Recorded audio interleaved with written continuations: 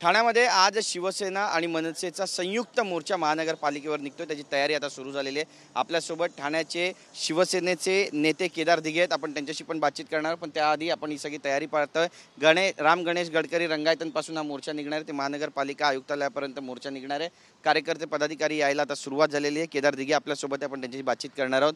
मोर्चाचं नेमकं स्वरूप कसं असणार आहे आणि मोठमोठे बॅनर्स पोस्टर्स आपण संपूर्ण ठाण्यात बस स्टॉपवर पाहतोय। उद्धव ठाकरे, राज ठाकरे पण येतील।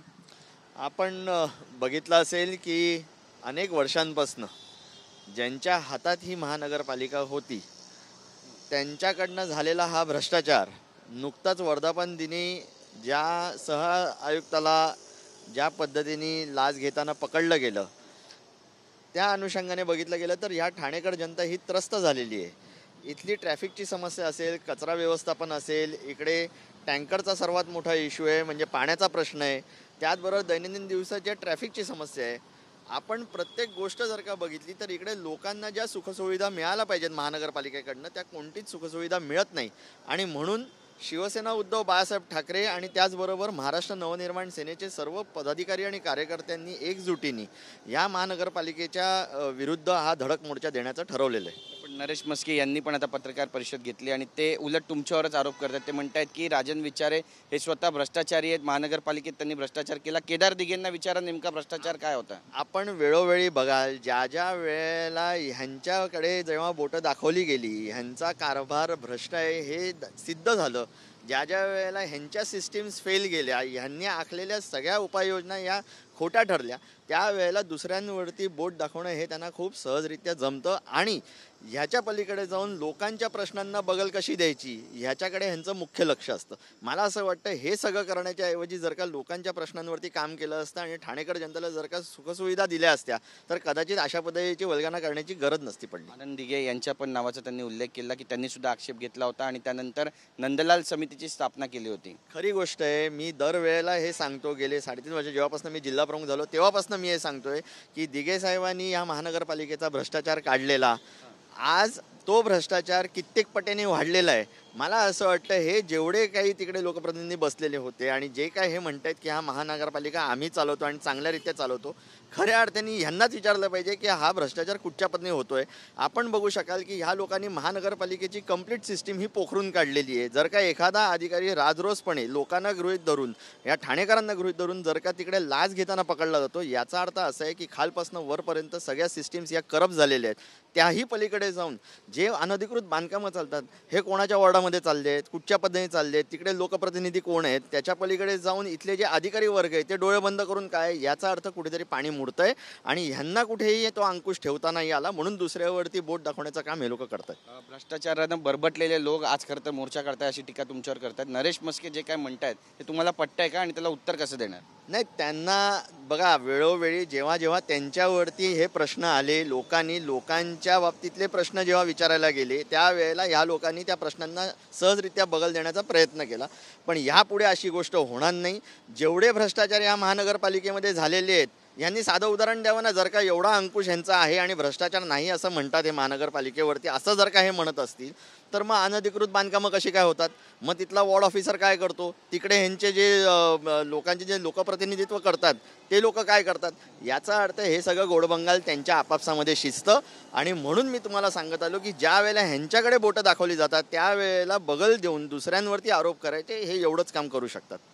हा मोर्चा नेमका कोणकोणत्या कारणासाठी काढण्यात येतोय आणि कशा पद्धतीनं जाब विचारला जाईल, किती मोठ्या स्वरूपामध्ये लोक सामील होतील। बघा, ठाण्यामध्ये अनेक दिवसांपासून आपल्याच माध्यमातून बघत आलेलो आहोत की इकडे ट्रॅफिकची समस्या केवढी मोठी आहे। ज्या वेळेला ह्यांना टेंडर कॉन्ट्रॅक्ट काढण्यात आले, जे रस्ते खराब होते ते रस्ते झाल्यानंतर पण परत खड्डे पडतात, याचा अर्थ ते खड्डे बुजवण्याचं पण काम आणि त्याच्यामधनं मलिदा खायचा, ही एक दररोजची ही प्रक्रिया झालेली आहे ह्या महानगरपालिकेमधनं। अनेक टेंडर कॉन्ट्रॅक्टमधनं हे पैसे खाल्ले जातात हे या अधिकाऱ्याला पकडल्यावरती समजलं गेलं। मी त्यावेळेला देखील बोललेलो की पाटोळे एक नसून असे अनेक पाटोळे या महानगरपालिकेमध्ये आहेत ज्या लोकांनी या ठाण्याचं वाटोळं करून ठेवलेलं आहे। आणि त्याही पलीकडे जाऊन जर का आपण बघाल तर कचऱ्याची समस्या खूप मोठी आहे। इकडे क्लस्टरच्या नावाने लोकांना फसवलं गेलं। अजूनही लोकांचे अनेक SRAचे प्रोजेक्ट असतील, रिडेव्हलपमेंटचे प्रोजेक्ट असतील, हे तसे लोकांना भाडी नाही आहेत। इतर विकासक जे आहेत, जे लोक इकडे राजरोसपणे लोकांना फसवण्याचं काम करतात, त्यांना पाठीशी घातलं जातं. याचा अर्थ असा आहे की ही महानगरपालिका कम्प्लिटली भ्रष्ट आहेत आणि ह्यांना कुठेतरी कोणातरी वरद हस्त असल्याशिवाय हे सगळ्या गोष्टी होत नाही, हे सिद्ध झालेलं आहे. आणि म्हणूनच हा धडक मोर्चा यांच्या विरोधात चालला आहे. नक्कीच आज शिवसेना आणि मनसे संयुक्त मोर्चा काढताय. ठाण्यामध्ये दोघांची युती ही कन्फर्म आहे असं मानून चालावं. नांदी आहे ही. बघा, तुम्ही बघू शकाल की सन्माननीय उद्धवसाहेब आणि सन्माननीय राजसाहेब हे जेव्हा एकत्रित आले तेव्हा महाराष्ट्राच्या प्रत्येक माणसाच्या डोळ्यामध्ये एक आनंद अश्रू होते. कारण की ह्या सगळ्यांना आणि सर्वसामान्य जनतेला हे माहिती आहे की ही दोन्ही भावंड एकत्रित येऊन या महाराष्ट्राला खऱ्या अर्थाने दिशा देऊ शकतात. हे लोक फसव्या योजना देणार नाहीत, हे शेतकऱ्यांचा घात करणार नाहीत, हे कष्टकरींना घात करणार नाहीत, हे विद्यार्थ्यांना एक चांगली दिशा देतील आणि लोकांचं जीवन हे सुखकर करतील. म्हणून मला असं वाटतं जर का हे होत असेल तर खऱ्या अर्थाने एकत्रित येणं हाच एक ह्याच्यामधला मार्ग आहे. आणि गेल्या 2 दिवसापासून जेव्हापासून याची तयारी चालू झालेली आहे तेव्हापासून खालच्या म्हणजे गटप्रमुखांपासून घेऊन वरिष्ठ पातळीवरती शिवसैनिक आणि मनसैनिक यांचं मनोमिलन खूप चांगल्या पद्धतीने झालेलं आहे. आणि त्याचं एक उत्तम उदाहरण म्हणून आज हा जो मोर्चा आहे एकत्रित संयुक्त पद्धतीने चाललेला आहे त्याला भरभरून यश मिळेल याच्या बाबतीत कुठे तीळ मात्र शंका नाही. धन्यवाद आमच्याशी बातचीत केल्याबद्दल. तर आपण पाहतो आता मोर्चाच्या तयारीला सुरुवात झालेली आहे. मनसेचे नेते अभिजित पानसे आणि त्यासोबतच अविनाश जाधव हे सुद्धा या मोर्चामध्ये सहभागी होण्यासाठी गडकरी रंगायतन या ठिकाणी दाखल झालेले आहेत. आपण थेट त्यांच्याकडे जाणार आहोत, त्यांच्याशी बातचीत करणार आहोत. मोर्चाची तयारी कशा पद्धतीने सुरू झालेली आहे आणि हा मोर्चा किती निर्णायक ठरेल, महानगरपालिकेवर वचक बसेल का? हे बघा, मोर्चाची तयारी आमची पूर्ण झालेली आहे आणि 4 नंतर तुम्हाला मनसे आणि शिवसेना यांची ठाण्यातली जी ताकद आहे ती दिसेल. कारण मागच्या अनेक दिवसापासून काही लोकांनी अफवा पसरवलेली आहे की शिवसेनेचा बालेकिल्ला ठाणे आहे, शिंदे गटाचा. सो अशा अनेक अफवा ज्या आहेत आणि ठाण्यावर आमचंच राज्य आहे वगैरे वगैरे अशा अनेक अफवा काही लोकांनी पसरवल्यात. त्या सगळ्या गोष्टींना आज आम्ही उत्तर देऊ. त्याच्याचबरोबर ज्यांनी ज्यांनी आमच्या ठाण्याला बदनाम केला, आज महाराष्ट्रात ठाण्याची ओळख ही भ्रष्टाचाराची राजधानी म्हणून झालेली आहे, बरोबर आहे. सो ती ओळख देखील आम्हाला पुसायची आहे की गद्दार होते पण त्यांना आम्ही पाणी पाजलं आहे आणि येणाऱ्या निवडणुकीत आम्ही ते काम तुम्हाला करून दाखवू. नक्कीच. पण नरेश म्हस्के यांनी नुकतीच पत्रकार परिषद घेतली आणि त्यांनी म्हटलेलं आहे की जे स्वतः भ्रष्टाचार करतायत तेच आज मोर्चे काढतायत. याला उत्तर कसं देणार? मला असं वाटतं की याचं उत्तर हे येणाऱ्या निवडणुकीत तुम्हाला लोक देतील. कारण नरेश म्हस्के जर असं म्हणत असतील तर मग आम्ही त्यांचा चॅलेंज स्वीकारतो. आणि नरेश म्हस्के ज्यावेळेला नगरसेवक होते त्यावेळेला त्यांच्या वॉर्डामध्ये ज्या पद्धतीने 100 कोटीची निधीचं काय झालं, कोविडच्या काळात नरेश म्हस्केंनी केलेला भ्रष्टाचार, या सगळ्या गोष्टी आम्हाला काढाव्या लागतील. भ्रष्टाचारच काढायचा आहे ना तर साला आम्ही कुठं सत्तेत आहोत? भ्रष्टाचार कोण करतो? जो सत्तेत होता तो, बरोबर आहे. सो आम्ही दाखवू की तुम्ही किती मोठ्या प्रमाणात किती कोटींचा भ्रष्टाचार केला आहे आणि मग त्याची दरवाजे हे सगळे जेलच्या जवळच जातील. एवढं लक्षात ठेवायचं. जर नरेश म्हस्के यांना थेट आव्हान मनसेकडून? मनसेकडून नाही आहे. तुम्ही कोणाला बोलता? आम्ही कुठे सत्तेत आहोत? भ्रष्टाचार कोण करतो? जो सत्तेत असतो ना. मग ठाण्यात जे काही कोटी रुपये घेऊन आलेत, काहीशे कोटी रुपये घेऊन आलेत, त्यांनी कामं कुठे आहेत? सुप्रीम कोर्टाला टेंडर रद्द का करावा लागला? भ्रष्टाचारासाठीच ना. सो या सगळ्या गोष्टी ज्यांच्या बाजूने आहेत म्हणजे त्यांचा असाच आहे, उलटा चोर कोतवाल को दाटे. सो अशी भूमिका त्यांची आहे. माझं असं मत आहे की एकदा जर नरेश म्हस्के ज्या वॉर्डातनं नगरसेवक होते त्या वॉर्डात जर नीट फिरलात तर भ्रष्टाचाराचा वास त्यांच्या घराच्याच आजूबाजूला फिरताना तुम्हाला सगळ्यांना दिसेल. सो आम्हाला ह्या सगळ्यात पडायचं नाही आहे. संसद रत्न हे जे पद आहे हे त्यांनी टिकवावं. कारण सुप्रियाताई अनेक वर्षापासून संसद रत्न आहेत, अनेक वेळा त्यांना तो पुरस्कार मिळाला पण त्यांनी कुठेही संसद रत्न लावलेला नाही आहे. परंतु पहिल्यांदाच आले. म्हणजे महाराष्ट्रातही मला वाटतं 7 लोकांना संसद रत्न पुरस्कार मिळाला पण स्वतःला संसद रत्न पदवी घेऊन फिरणारा एकमेव खासदार आहे. ते खुश आहेत संसद रत्न या पदवीवर. त्यांनी तिथे खुश राहावं, आमच्याकडे येऊ नये. कारण आम्ही खोदाला लागलो तर खाली खूप सारे मुर्दे भेटतील आणि त्या सध्या तरी मला काढायची इच्छा नाही आहे. माझे चांगले मित्र आहेत, आमच्यावर येऊ नका. आम्ही जर तुमच्यावर आलो तर खूप काही मिळेल. मला एक राजकीय प्रश्न विचारायचा आहे. काँग्रेसची पण कार्यकारिणीची बैठक झाली. काँग्रेसचा स्वबळाचा नारा देते. संजय राऊत म्हणतात की राज ठाकरेंची पण इच्छा आहे की काँग्रेससोबत यावं. कसं पाहता? विरोधाभास आहे? सोबत कोणी यावं हे सन्माननीय राजसाहेब निर्णय घेतात. आमचं काम आहे ज्याच्याबरोबर साहेब जायला सांगतील त्याच्याबरोबर प्रामाणिक काम करायचं. याच्याही आधी साहेबांनी आम्हाला ज्या गोष्टी सांगितल्या त्या आम्ही प्रामाणिक पार पडला. हा महाराष्ट्र सैनिक सन्माननीय राजसाहेबांच्या आदेशावर चालणार आहे. त्यामुळे साहेबांनी सांगावं की आम्ही कोणासोबत जाणार आहोत, आम्ही त्यांच्यासोबत जाणार. ठाण्यात आत्ता तरी काँग्रेस आमच्या सोबत आहे. माझे मित्र आहेत विक्रांत चव्हाण, अतिशय चांगला नगरसेवक कार्यकर्ता आहे आणि तो आता आमच्याबरोबर या सगळ्या भ्रष्टाचाराच्या लढाईत विरोधक म्हणून आमच्यासोबत उभा आहे आणि त्याचा पक्ष जसं त्याला आदेश देईल त्याप्रमाणे तो पुढे जाईल. नक्कीच आपल्यासोबत अभिजित पानसे पण आपण त्यांच्याशी पण बोलणार आहोत. सर, तुम्ही सुद्धा या मोर्चामध्ये सहभागी होत आहे. इथलं वातावरण नेमकं कसं आहे ठाण्याचं? कारण तुम्ही जवळून पाहता आणि एक दिग्दर्शकाच्या चष्म्यातून पण बऱ्याच गोष्टी तुम्ही अनुभवत असता. काय वाटतं नेमकं काय घडतंय ठाण्यामध्ये, कुठं काय चुकतंय? ठाण्यातलं वातावरण म्हणाल तर ठाण्यातलं वातावरण अतिशय उत्तम आहे. कारण आमच्याकडे बिलकुल ट्रॅफिक नाही, खड्डे रस्त्याला अजिबात नाही आणि मेट्रोमुळे आमचा प्रवास इतका सुकर झालेला आहे.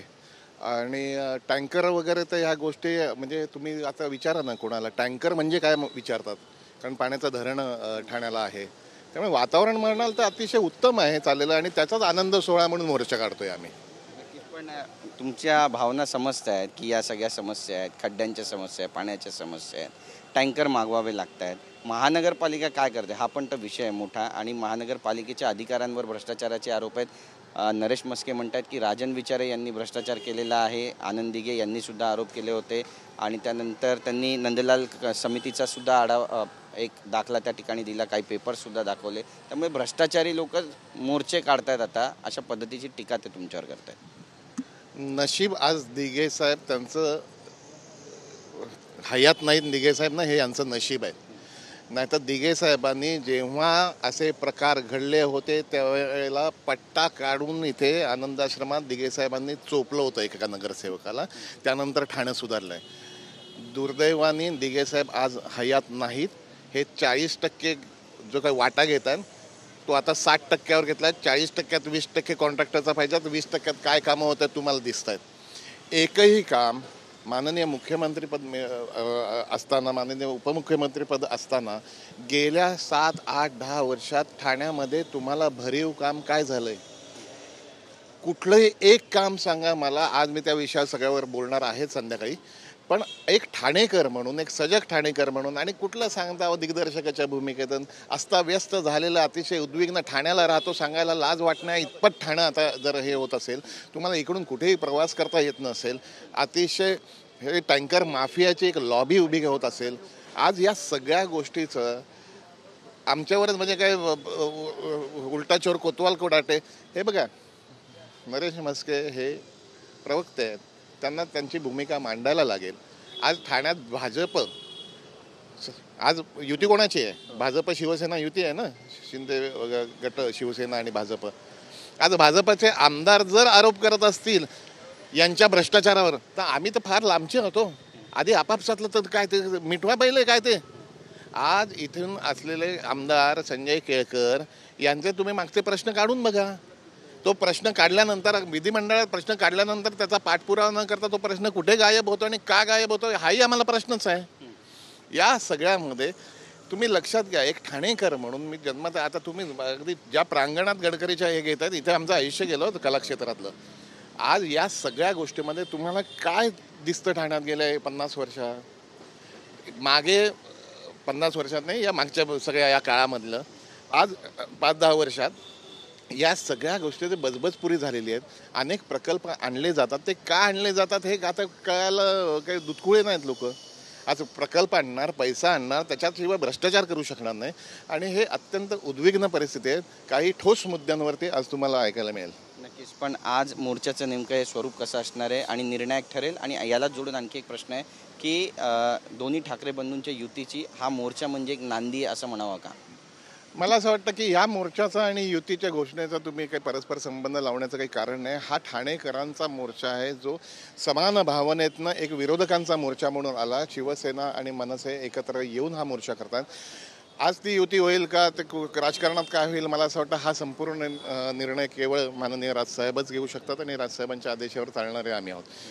या मोर्चाकडे युतीच्या नांदी म्हणून बघण्यापेक्षा या मोर्चाकडे एक ठाणेकर म्हणून आणि या भ्रष्टाचाराविरुद्ध आणि या बजबजपुरीच्या विरोधातला लढा म्हणून ठाणेकरांसाठी असलेला हा मोर्चा आहे. बातचीत केल्याबद्दल. तर आपण पाहतोय की ठाणेकरांसाठी काढण्यात येणारा हा मोर्चा असं म्हणतात अभिजित पानसे आणि त्याचसोबतच इतर पदाधिकारी नेत्यांनी सुद्धा आपली भूमिका मांडलेली आहे आणि नरेश मस्के यांचे सुद्धा भ्रष्टाचार आम्ही बाहेर काढू असं सुद्धा अभिजित पानसे म्हणतात. त्यासोबतच अविनाश जाधव म्हणतात आणि त्यामुळे नेमकी आता भूमिका दोन्ही पक्षांची काय असणार आहे आणि हा मोर्चा किती भव्य असणार आहे हे सुद्धा पाहणं महत्त्वाचं ठरणार आहे. कॅमेरा पर्सन योगेश गुरवसा, गिरीश गायकवाड, TV9 मराठी, मुंबई.